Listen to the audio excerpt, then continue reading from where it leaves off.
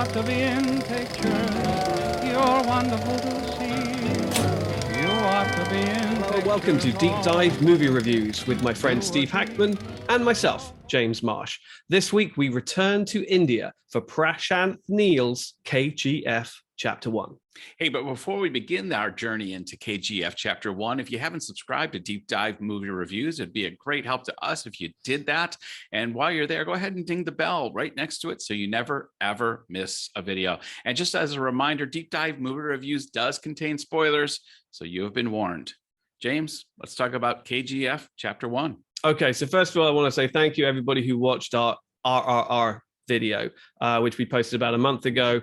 It was our first Indian cinema review, and it was very, very warmly received. And also, we asked people to give their recommendations for other Indian, particularly Southern Indian films that we should check out and that we should review. And so this, KGF Chapters 1 and 2, were way up there in the recommendations. There were some other Rajmouli films, but we thought we'd just spread the love a little bit further, dip our toe somewhere else, and also it was quite easily available, so that's part of it as well.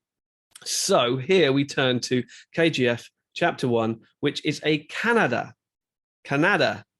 I think as long as we don't say Canada, we're okay. I think it's Kannada language film. So that comes from Karnataka, a different region of southern India. It's from 2018. There was a second chapter, Chapter 2, which came out earlier in 2022. And it stars Yash as a guy called Rocky. I like these names. These are nice and easy. Who is orphaned at a very young age, heads to Mumbai, where he joins the underground and works his way up as an assassin. And soon enough, as an adult, finds his way back home, back down towards Bangalore, and to KGF.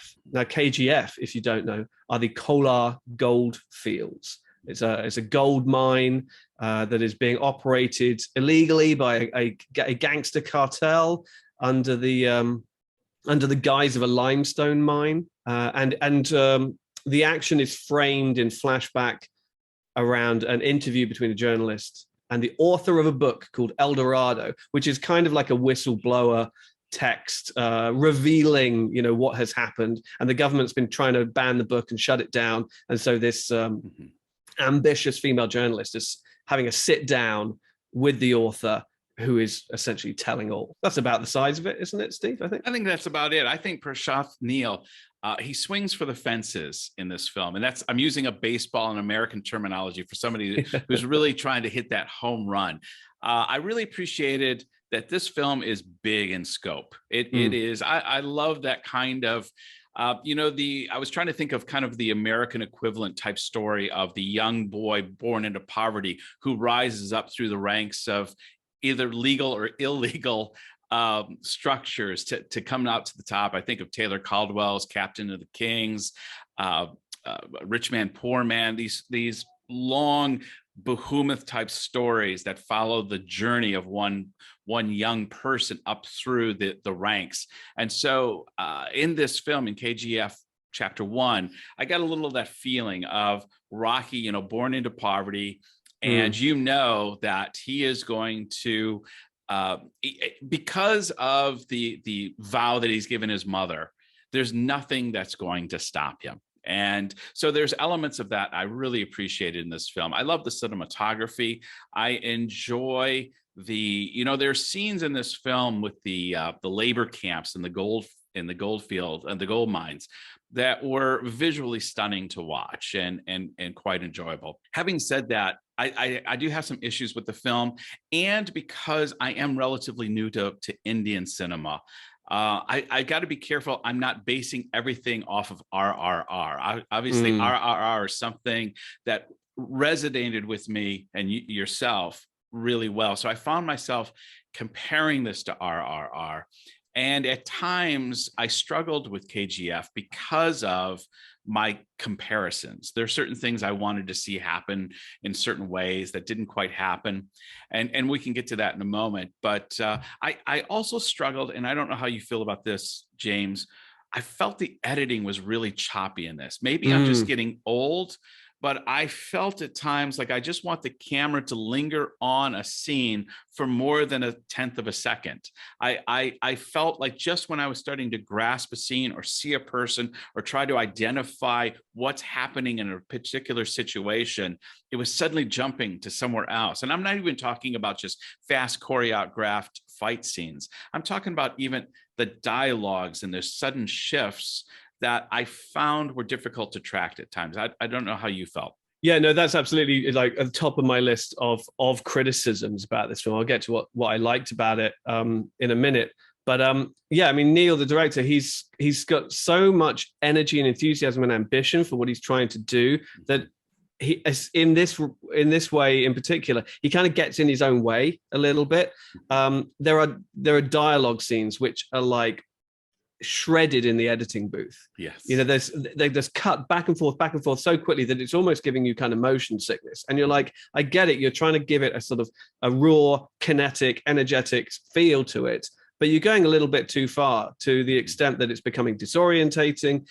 It's distracting from the dialogue at times, and it really detracts from just letting you get a feel for the characters and get a feel for the period and the time and the place. You know, I was reading up on the film, and one thing in particular, one of the reasons why the film took so long in development and why it was so expensive, it's the most expensive Kannada film at the time. I think the sequel actually has now become the most expensive and successful actually.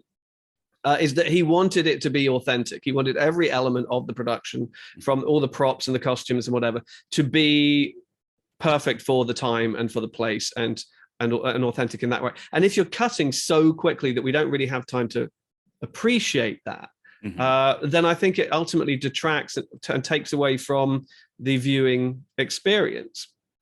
You know, I think watching this film, we are only talking about chapter 1 now, but even that, you know, as is the case with most Indian films, there is an intermission, so it is in 2 parts. I found the first half in particular unnecessarily sort of confusing and convoluted. This is a pretty simple, straightforward story of, you know, orphan ghost. It's got a kind of Dickensian tone to the story. Yes, you know, indeed, it's the street urchin that makes his way up through society to take his revenge at the end. And the first half, essentially the plot is, you know, he works his way up, he gains the trust of some important people in the underworld, and he becomes sort of the number one assassin by the end of the first half. But there are so many characters, there are so many underbosses, there are so many rival gangs, there are so many lieutenants that he has to kind of either win over or best in a fight. Even within the structure of the guys who run the mine, the gang who runs the mine, there are so many kind of lieutenants and generals and what have you running the different departments. It gets incredibly confusing. And the way that Neel shoots and edits the film, where you're cutting back and forth, even during the same lines of dialogue, there are these epic montages where it must have been an absolute nightmare to edit. And sometimes because you're jumping all over the place. And I'm like, this isn't helping me keep track of so many people. When literally you're just jumping around so much. So if I have a major criticism, and I'm reassured that you had a similar criticism, it's just, the movie needs to take a breath. Yes. It just needs to calm down, slow down, step back. This is a straightforward, simple story, really, that you're telling. So just have the confidence to tell it at a sort of leisurely pace, so that we can appreciate the period and the costumes and the settings and the the production design and all of these things. Whereas I've just felt that, particularly for that first hour or so, just bombarded with characters and information that at the end of the day, by the time you get to the end of the film, you're like, I'm not sure I needed to know all of that. So I'd say that's my major criticism. I couldn't concur more, James. There's a really fleshed out story that wants to be unfolded in this film, and I felt like it was mostly lying on the editing room floor because of, like you said, the kind of the really strong, energetic cuts all the time. One of the things I did appreciate, though, was the setting in the 70s and the 80s, this being a bit of a period piece. And like you said, there was so much effort that was given by the director and the production team to really create an authentic time period cinematography or expression that the viewers left to not appreciate it to the level that I really wanted to appreciate it. I wanted to linger for a minute on a phone box or a particular road or some of the shops on the side, but everything moved so fast and so viciously. That's the word that keeps coming. It was just a frenzied assault on the senses that I wasn't at times able to just kind of absorb this what really is a wonderful story that has an immense scope. And I started asking myself, why is it that a 3-hour RRR is able to capture my attention? And this one I struggled at times with. And one of the things that came to my mind, among others, was the protagonist in RRR, we likened in our review to these primordial characters, liking them to Achilles and Hercules. Oh yeah, they've got a mythic there's sensibility to them. Yes, there's this demigod, demi-human status to these heroes. Whereas I felt with Rocky, and it being set in the 80s, I felt like I was watching a Rambo movie. Now, that's not to say that I don't enjoy Rambo movies and that I enjoyed KGF, but there's an element that's lost when there is not a nuance between just how many people can I kill in the next 45 seconds and linking the actual violence, not just to vengeance, but to a greater sense of balance in the universe. Like in RRR, you feel like there is an imbalance in the universe. This girl has been kidnapped and has thrown the whole community out of sync. And now the protector will come in and reestablish balance. And that's what a mythic character does. What they're doing on the ground has an impact, in the structures of the universe. And that's what you feel in RRR without being too melodramatic. Whereas in KGF, I felt like the violence was, let's just kill as many bad guys as we can. Pause for a moment to show the mother and the child who's dropped the bun on the ground. And now is the moment where we're going to show that Rocky has a heart and that he's not just a killing machine. Remind us of the justification for all of this. Yeah, remind me why I want to have some kind of connection for this guy. And to a degree, it works. I mean, I enjoy that moment where he pauses the girl that he's kind of just rambling some romantic, like, you're going to love me, I'm going to marry you. Hold on a second. I see a mother there in distress, goes out, wipes off the bun, stops all of traffic, and then tells the mother, you are the mother is the strongest of, no one can stop the power of a mother. And, it works to a degree, but it doesn't have that mythic proportion and resonance that an RRR had. Yeah, I mean, I did go into this going, don't compare this to Rajmouli's films, don't compare this to RRR because, he's like the top, the biggest director in South India, pretty much, as far, to my knowledge. He gets the biggest budgets, he gets the biggest stars, he has all the production design bells and whistles at his disposal, and so it's understandable that his films are going to have this just air of majesty and grace and gloss that something like KGF won't have. I mean, it's like if RRR is like a sort of a thoroughbred stallion or a lion with his mane flowing in the air, KGF is like the junkyard pit bull, that's on the chain barking at the gates. He's got all the energy, he's got the anger. This felt at times like a really angry film. There's a frustration, and you get it. This is total underdog movie from the underclasses. These are a story of downtrodden people. I think it feels like it's being told by downtrodden people, but it's a blue collar working class sort of style of filmmaking that really speaks to the common man, and it's about punching up and about it's people at the end of their tether who have just been like, I have been run into the ground and exploited and enslaved long enough, whether symbolically, metaphorically, literally, or whatever. So in some regards, the themes are similar to an RRR, but the scale is different. This isn't talking about the colonial British Empire, with their boot on the neck of the Indian. This is about gangsters and politicians, men of their own race, from their own community, who have risen to power through nefarious, shady means and are now exploiting their own people for their own personal gain. And you can see why so many of the people who watched our review recommended this, and it really resonated, obviously, with a large portion of the Indian population, because who doesn't like a good justice film, especially if you can identify with that marginalized group? And then you have a hero that comes up, and you have this defender, because you feel like you're weakened. You don't have the power. You don't have the strength to be able to fight these forces bigger than yourself. But then somebody rises up, a Messiah type character. And I did love the whole scene where they're going to kill the blind man, and he has to decide whether this is his time to move or not. And then he goes, and then after he's killed all those guards down there, frees the blind man, comes back up. There's that moment, almost like Dune Messiah with the Fremen. This is in Dune, it was the desert people now can throw off the Harkonnens. Now it's the miners, the exploited slaves in this whole camp can now rise up and have a voice.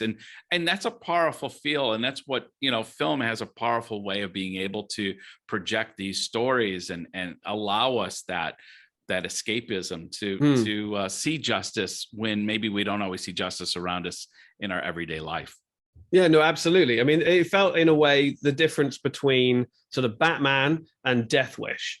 It's like they're both about, individuals whose families are murdered by street punks, and they take vengeance into their own hands. On the one hand, you've got Batman, which is, this big sort of glossy mythic storytelling, where it's about something more. And Death Wish is just a guy who gets a gun and goes out shooting people indiscriminately. Yeah. And you're like, it's the same story, and they're coming from the same place, and they're going out to achieve the same thing, but they're doing it very, very differently. It was fine. And this is, I don't want to hark on about RRR, because I don't think it's particularly fair to compare these two movies. But I remember sitting down to watch this, and as I pressed play, thinking, don't compare this to RRR. I know it's the last kind of Indian movie that you watch, but these things are going to be very different. And then at the beginning it goes, special thanks to SS Rajmouli, right at the very beginning. Like the opening, I was like, come on, you're not helping myself. You're not helping me do this at all. But so there is an acknowledgement, even for the filmmakers, that there's an emulation. There's like, we are aspiring to do what you do, and you see it because it is the same story in many ways. It's about the same thing. It's channeling the same emotions, but it's just doing it in a very, very different way. And that, in a way, gives, I think, this film the freedom to be a little bit nastier. To keep those sharp edges on, in something, and I'm doing it again. I'm just remembering it. Yeah. But RRR has to kind of smooth down the edges and go for something bigger, something grander, something loftier.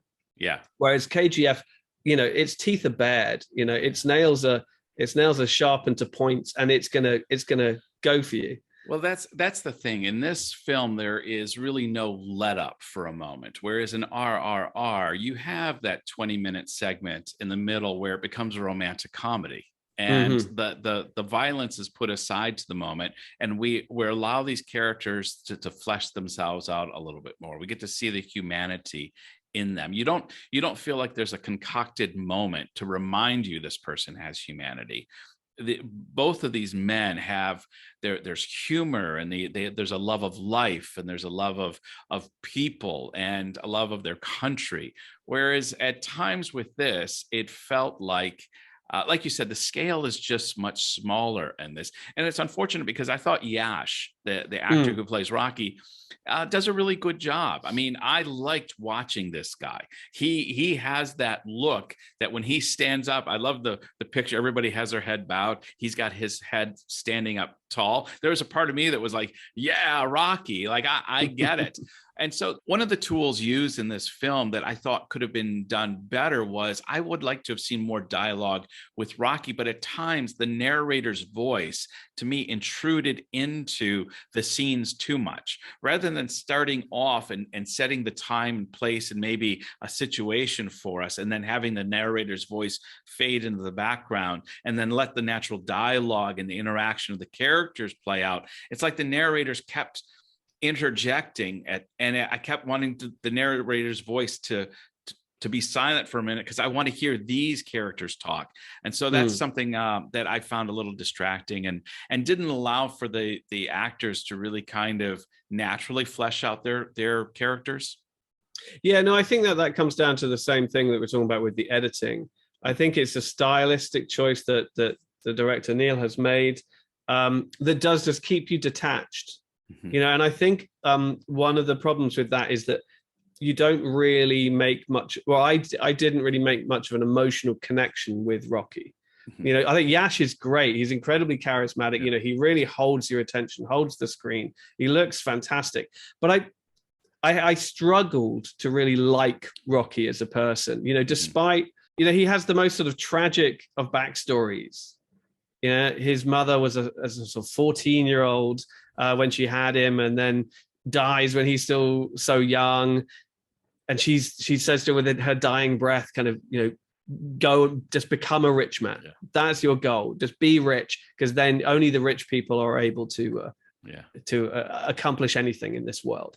So, and he sort of swears to that, and then goes off, and then he just works his way up through the underworld, and you realize very quickly, oh, he means it. He's vicious. He's going to go to any length. He will kill people if necessary. And even like once he's in the mines and whatever, he's just killing people like left and right, and then, you know, choosing his moment, even if that's at the expense of other people. You know, I know that he's building towards a greater purpose and all that, but there are numerous moments where you're like, yeah, how much should I be rooting for this guy, really? Yeah. You know, two wrongs don't make a right, as they say. But you know, and I'm going with him, but at the same time, I'm like, you know, he is a bad guy, even if his ultimate goals are noble, I suppose. Yeah. And that's fine. You know, there are plenty of ambiguous and immoral and amoral anti-heroes out there, you know, and I tend to actually kind of enjoy them most of the time, but it does challenge you. And I think that combination, you know, you've got this very unsympathetic leading man, and then the style in which it's told, it always keeps you at arm's length emotionally from the subject matter. You know, you struggle to connect, I think. You can appreciate it, the story and the technique and the achievement of the film itself, but on that sort of raw emotional level, you know, it doesn't make it easy for you to really get on their side, I think. No, and I don't know if you picked up, there was a few moments with Rocky with his back to us, with flames in front of him after a particularly gruesome encounter or something. And I don't know if you saw the similarities, but I got the whole Kaiser Soze from The Usual Suspects. That was right. That. Sure. One thing I really liked were the T-boys in the office at the newspaper, or was it? No, it's a TV channel, isn't it? Mm-hmm. Where they keep kind of sneaking in to listen to the story, you know, because it's like it's about a folk hero that they have clearly, you know, grown up, you know, listening to his stories and championing his stories. And he's sort of sneaking in. And at one point, she's like, "I didn't order more coffee," and he's like, "Oh yeah, oh sorry, I just wanted to be in the room to hear it." And by the end, he's like at the back going, "Yeah," and cheering along the story. I thought that was a really nice touch, you know, and it helps highlight that this is a classist struggle, you know. This is definitely a story about the underclass and about them finding a hero of their own, I think. And I think that's an important part of it. Yeah, you know, one of the moments I liked in the film was, and I thought was, you know, you're always looking for new and creative ways to show how rough and tough he is above any other guy, rather than just having him, you know, slay 25 people. And there's the whole bit where the girl that he falls in love with, who's the daughter of one of the other kingpins, is surrounded by all of her henchmen and says, you know, if you're able to touch me, then I'll be yours.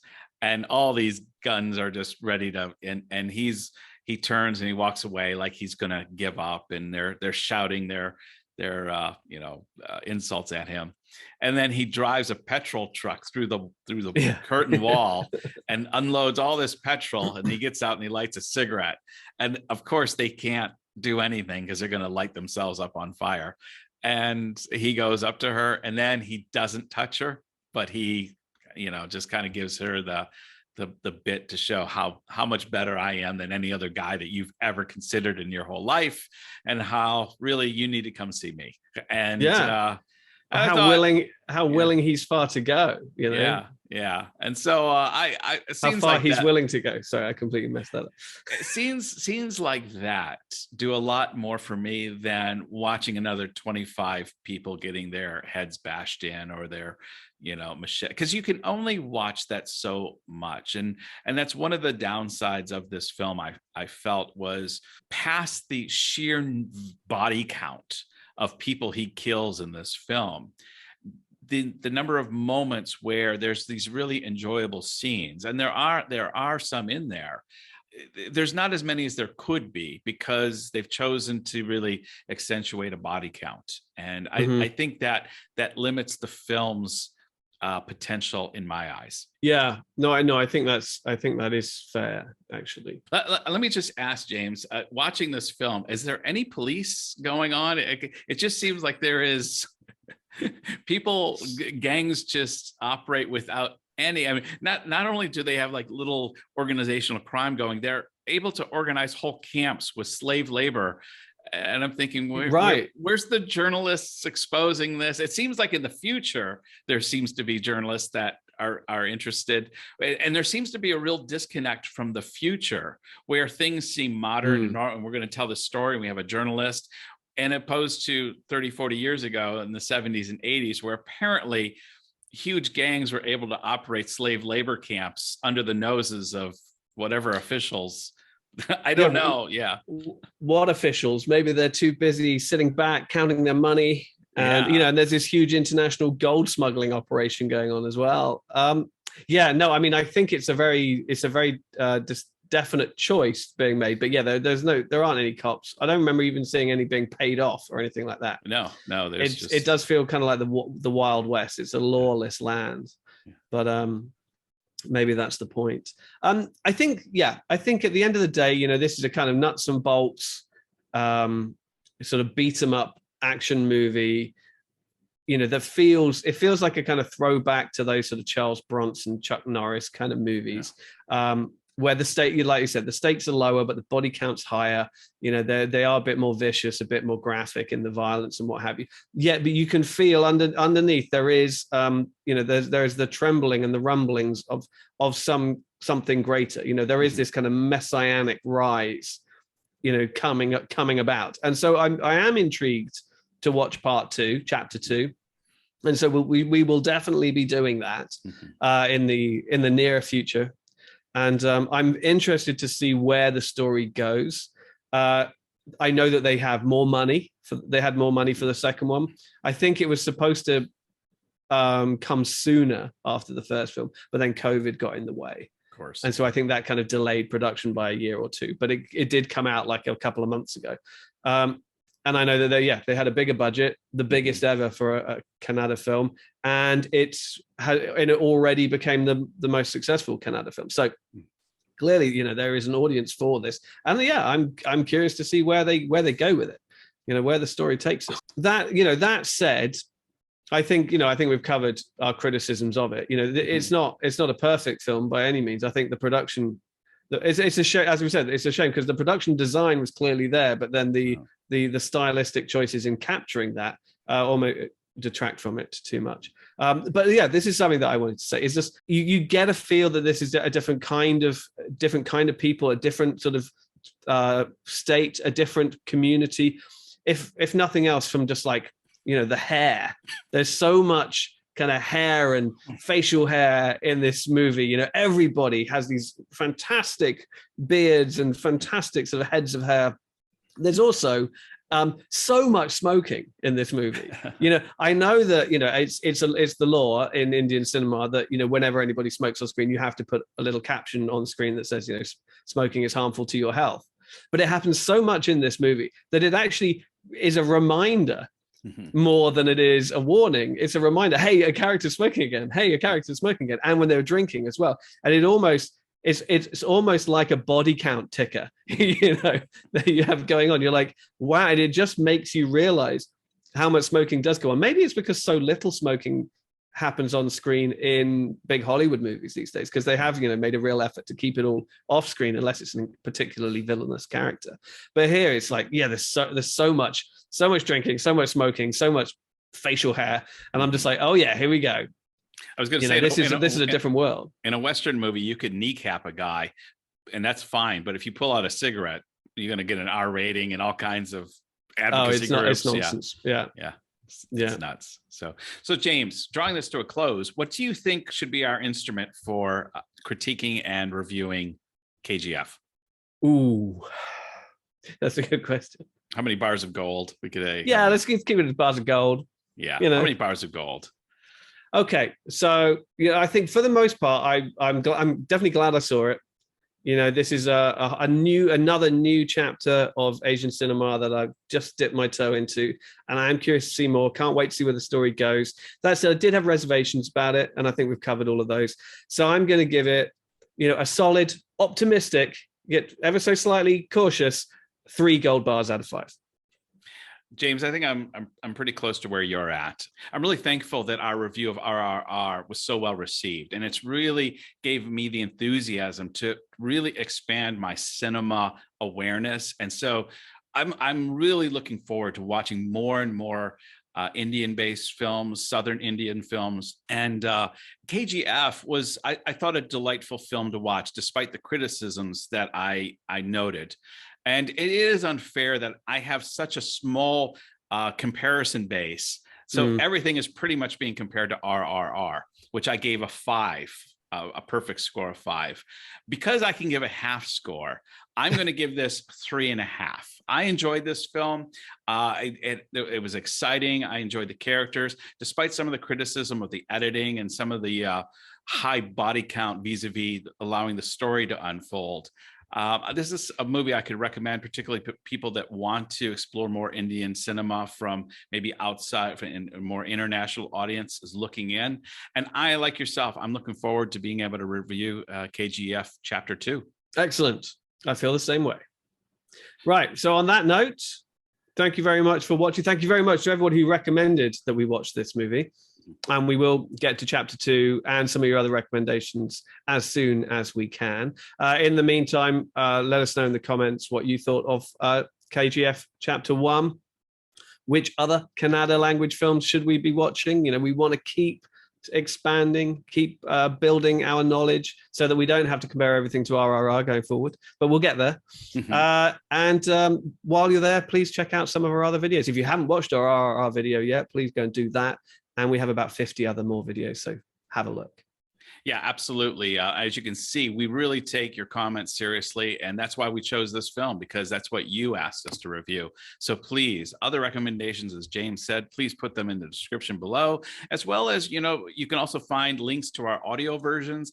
And if you are a Twitter or Instagram user, you'll find links below where you can follow James and I on those social media platforms. Until next episode, goodbye.